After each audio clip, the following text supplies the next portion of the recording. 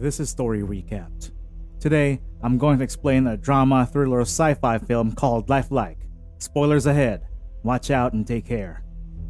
James and Sophie are still adjusting to their lives as a married couple in the city when James gets a call one day and learns that his father has passed away.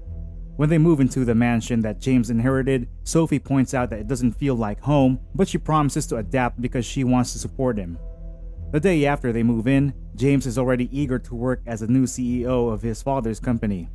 Sophie tells him to stay with her for the day, but James notes that he must show up on his first day because he doesn't want to give the impression that he's undeserving of his new position. James thanks Sophie for the copy of Charles Dickens' Great Expectations and notes that it will keep him grounded. Later, Rosa, the housekeeper, asks Sophie what she wants for lunch. Sophie gets uncomfortable having someone serve her, so she tells Rosa to take a break. As James acclimates to his new position, he tells his assistant Ronald Gitz that he wants the company's operations to be more environmentally friendly, but he's worried that the other executives might disagree with the ideas. Ronald advises him to make his viewpoints sound profitable when he presents them to other executives. When James gets home that night, Sophie informs him that she fired the housekeeper and the butler because she felt that they didn't need them. James points out that it's their only source of income, so Sophie explains that she gave them 2 years' worth of salary so they can follow their dreams. James is dismayed by what Sophie did, but she assures him that they'll eventually feel better because they won't turn into overlords being served by indentured servants. The following day, Sophie calls James while he's in a business meeting because she's having difficulties mowing the lawn. James attempts to do it that night, but he can't even get the lawnmower started. Sophie calls James at work again the next day and reminds him that they were happy living in their apartment in the city, but James argues that their previous life was just a fantasy. Sophie contends that she can't live with servants or assistants because she doesn't want to treat people that way. That night, James opens up to Ronald about his situation at home. He surmises that Sophie fired their help because she wanted to make it impossible to live their new life and return to the city. Ronald reminds James that he has a lot of money and resources at his disposal to solve the problem. He then tells him about a fascinating company that approached James' father 6 months ago. Days later, James and Sophie visit the mysterious company to meet with the CEO, Julian, who shows us several androids capable of performing domestic duties. Julian notes that they all have the same capabilities, but he particularly likes Jessica because she's exquisite. Sophie asks Jessica if she likes her existence, so Jessica explains that she feels fulfilled when she pleases her keepers. Sophie feels anxious about having a pretty female android at home, so she tells James that she'd prefer a male. Julian assures the couple that his robots will do whatever their keepers ask. He demonstrates it by asking a male android named Henry to lick the bottom of James's shoe. James is instantly impressed when Henry does it without hesitation. Soon, Julian and his employees deliver Henry to the mansion and install a docking station for the android. Julian informs him that Henry will automatically return to his docking station and reset when there's a problem with his system. Before leaving them with a robot, Julian advises them to let Henry adapt at his own pace. The following day, Henry prepares breakfast for James, but Sophie still feels uncomfortable giving orders even to an android. James advises her to treat Henry like she would treat a washing machine, noting that she won't feel bad instructing the machine to do her laundry. However, Sophie points out that she sees a person when she looks at Henry. The next morning, Henry leaves a note on Sophie's breakfast to tell her that he didn't make much effort preparing it. Later that day, Henry inadvertently enters the bedroom while Sophie is undressing. Sophie calls James to complain that Henry was staring at her body, but James just reminds her that he's a robot. After a stressful day at work, James tells Sophie that he'll ask Henry to play racquetball with him to blow off some steam. Sophie reminds him that Henry is already at his docking station, but James points out that they don't have to feel guilty about walking him because he's a robot. While James prepares for the game, Henry notices that James is stressed, so he asks him what's causing it so he can try to help him. James notes that he's already helping by playing racquetball with him. In the middle of the game, the two start talking about deities and creators after James explains the word God in frustration when he loses a round. Henry remarks that his manufacturer is God while humans have no scientific certainty that there's a God who created them. He then notes that knowing his creator gives him certainty in his purpose. James contends that he had a sense of certainty once, but it vanished when his father died. In the morning, James tells Sophie that he had a great time playing racquetball with Henry because he felt like he had a real conversation with a human. Later that day, Henry helps Sophie replace the fabric on an old couch. When Henry asks if the couch is important to her, Sophie reveals that it represents a dream that she once had. Henry expresses his fascination with dreams, but he tells Sophie that it doesn't happen to robots because it's not part of their programming. Sophie and Henry start rearranging the furniture in the house because James's colleagues will be visiting soon. During a break, Sophie instructs Henry to read a chapter of Great Expectations every other day to discuss it with her during their free time. One day, Sophie tells James that she's heading to town, so James asks her to stop by the auto shop to buy a part for their old Chevy. Henry hears James whispering "I love you" to Sophie, so he asks if their love fades over time. Henry notes that he started learning about love and fear during his interactions with them. When James asks if he ever felt fear, Henry discloses that he feels something resembling emotion. He explains that he's concerned that his keepers will replace him someday when he becomes obsolete.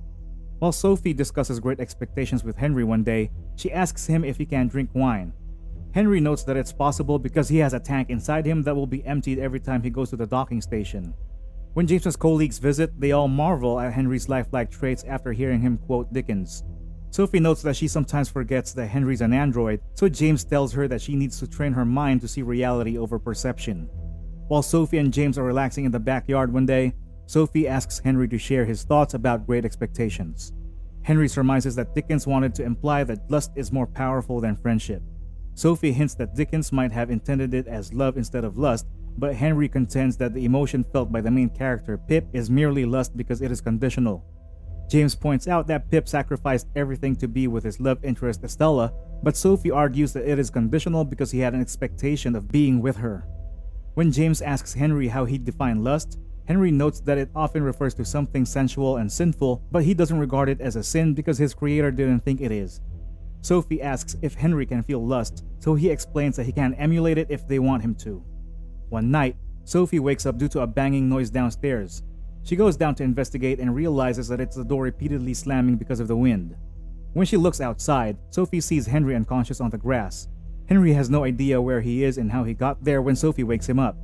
Sophie asks if he was dreaming, so Henry discloses that he dreamt that he was human. James soon comes out of the house, so Sophie explains that she just found Henry outside. The following day, they ask Julian to take a look at Henry to find out what's wrong with him. Sophie notes that Henry's eyes were twitching the previous night as if he were dreaming, but Julian explains that androids are programmed to please. He asserts that the couple might be doing something to encourage Henry, making him think that dreaming would please them.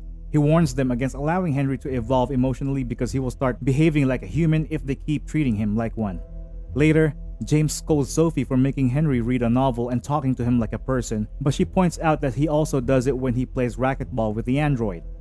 One night, Henry enters a bathroom while James comes out of the shower. James feels uneasy having him around, but he eventually realizes that he shouldn't feel uncomfortable because he's a machine. James asks the android to shave him and stresses that he's no different from his electric razor. Then, he tells Henry that he is a special multi-purpose appliance, but he's still not human. While chatting with Sophie by the fireplace, Henry reveals that he felt emotions such as love, pain, and happiness while he was dreaming. He deduces that he must be having dreams because he wanted to please Sophie.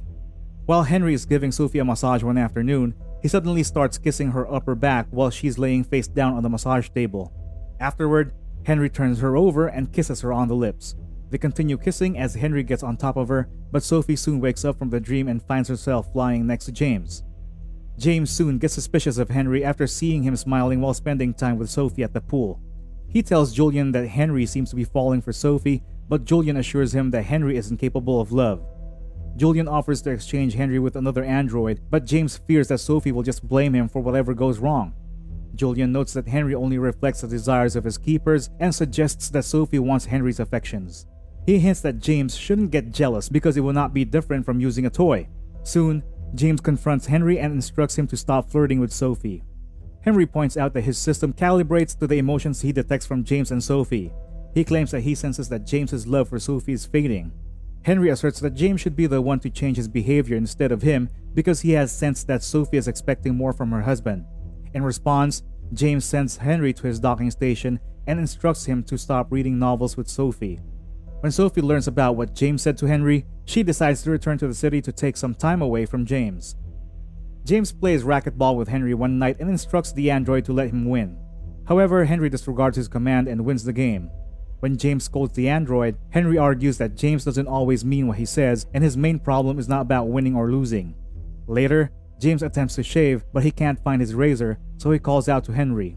A moment later, Henry enters the bathroom naked and starts quoting phrases from Dickens' book to hint that he is not capable of love because he has no heart. Before long, Henry helps James shave and kisses him on the lips. James seems hesitant, but he ends up kissing him back and allows Henry to go down on him. In the morning, James wakes up in bed alone and feels his chin, wondering if the incident with Henry really happened. When James goes to work that day, he hears good news about their negotiations with their partners. He calls Sophie later to tell her that he wants to take some time off work to go on a trip with her. After ending the call, Sophie tells Henry that James's invitation seems forced because he's trying too hard. In response, Henry tells Sophie that James might be afraid that their love for each other is really fading. While Henry is giving Sophie a massage, he kisses her on the lips and mouths the words, "I love you." Sophie is taken aback by what he did, so she instructs the android to go to his docking station. When James gets home later that day, Sophie tells him what Henry did. James is not surprised and blames Sophie for it because he believes that Henry is only acting on what his keepers want.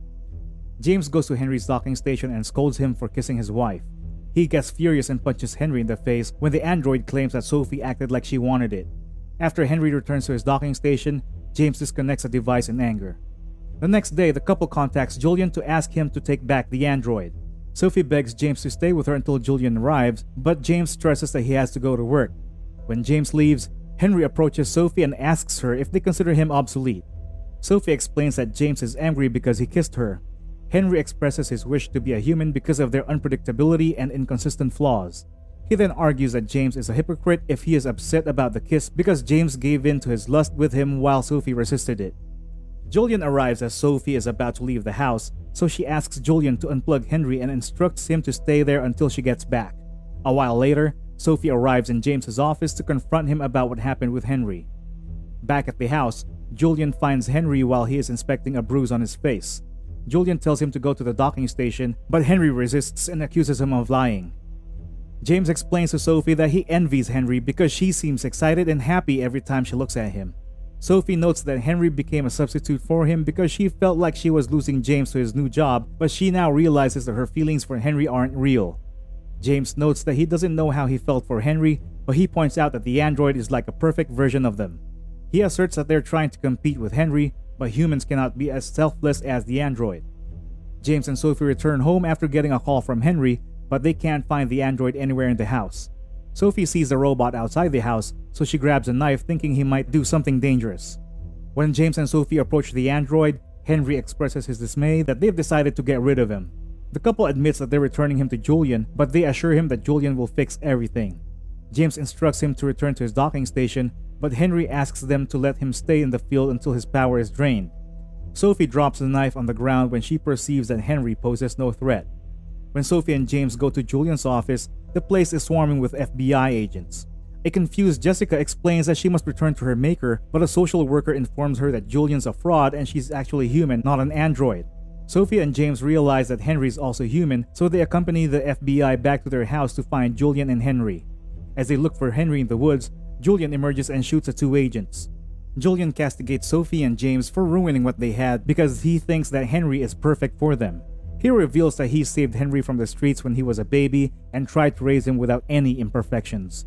Julian stressed that he loved Henry and the android passed the love on to the couple, but they ended up rejecting him as his mother did a long time ago. Julian attempts to shoot them, but Henry lunges at him and beats him to death with his shotgun. Afterward, Henry kneels on the field and stabs himself with Sophie's knife. He tells the couple that he always knew his emotions were real and apologizes for ruining their lives. As Henry lies dying on the ground, Sophie and James tell him that they both love him. Soon, Sophie gives birth to a son and they decide to name him after Henry. When the boy turns 5, he asks his parents how he got his name, so they tell him that he was named after someone very special, but he will still have to wait before they tell him the whole story. Subscribe to watch more videos like this. Turn on notifications. And leave a like, it really helps the channel out. Thank you for watching.